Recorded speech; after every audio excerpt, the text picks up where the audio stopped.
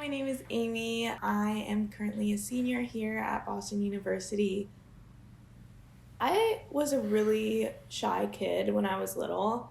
For anyone who's kind of introverted like that, I think public speaking is a really difficult thing, and I always struggled with it a lot to the point when I was in high school. I remember one time I gave a speech, or it was a final project for a psychology final, and I ended up passing out because I was so anxious. When I came to college, I became a lot more extroverted, which I think helped.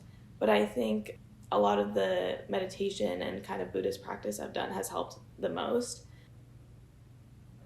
When I'm really dedicated and practicing, I would ideally be meditating every day, but life is hectic, especially as a college student, and I don't do that as much as I would like to.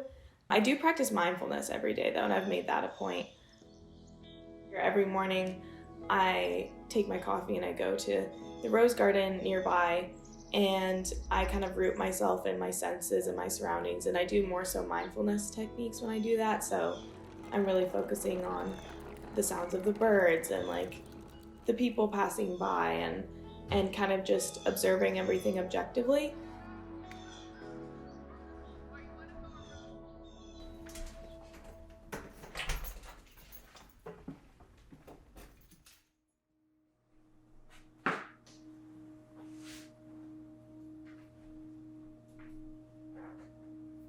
In terms of formal meditation, I would say I do that like once a week, honestly. And that kind of looks like just sitting alone, typically on like my yoga mat.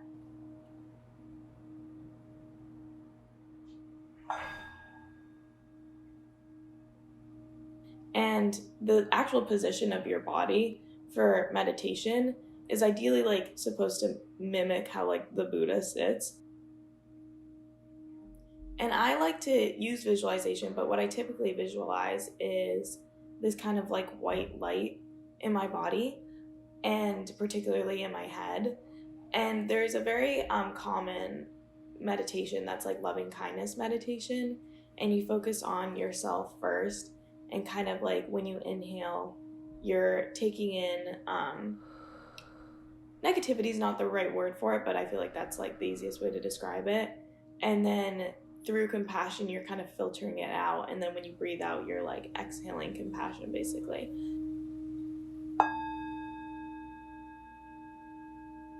A lot of people come up to me and they're like, "Oh, you're Buddhist, right?" And that's kind of been an interesting thing, because I haven't felt super comfortable claiming that, because I want to make sure that I'm being respectful and I know enough to be able to do that.